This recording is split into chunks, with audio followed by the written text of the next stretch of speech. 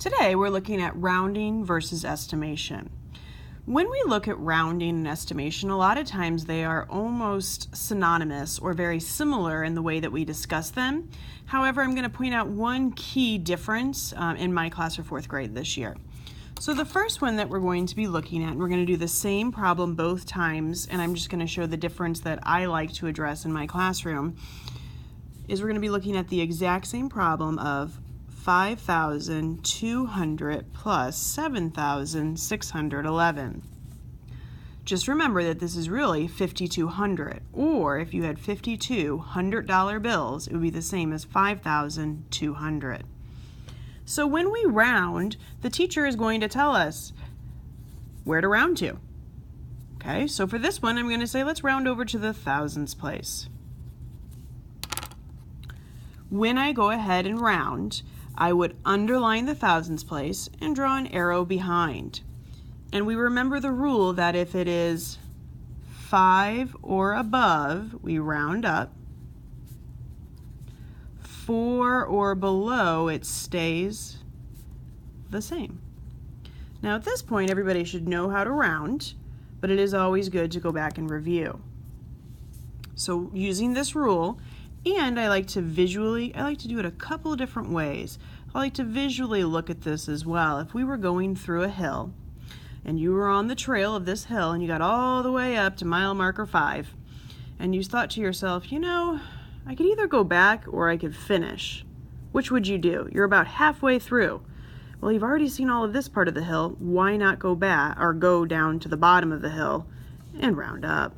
Okay, some of my students like to look at it as like a little snowball. If you're all the way up at the top, it's going to roll right back down. Versus if you're over here at a 4 and you let the snowball go, it's going to roll this way to stay the same.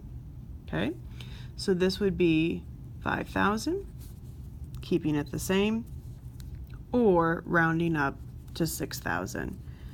And as you can see, if I was a 2 over here, my snowball is going to round down, so I'm going to stay to 5,000.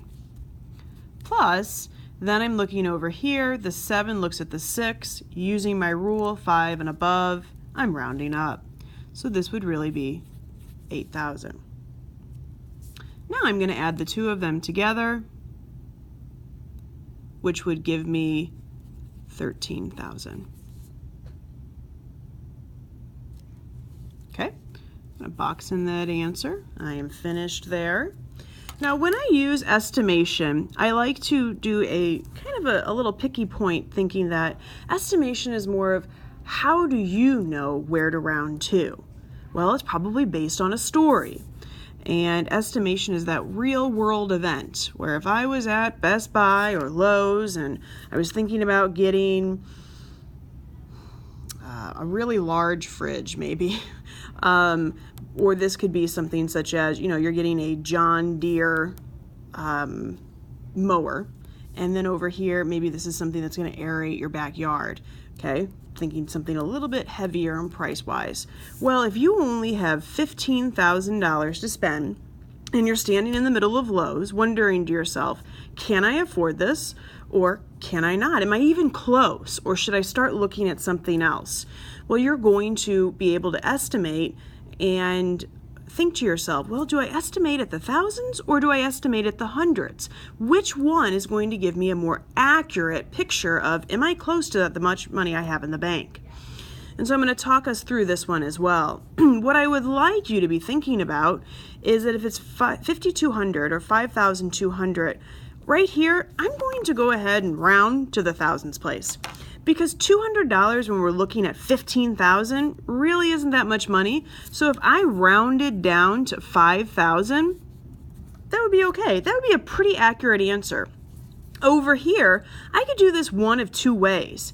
I could say this is 8,000 by rounding to the thousands place, or I could round by the hundreds place, even to 7,500.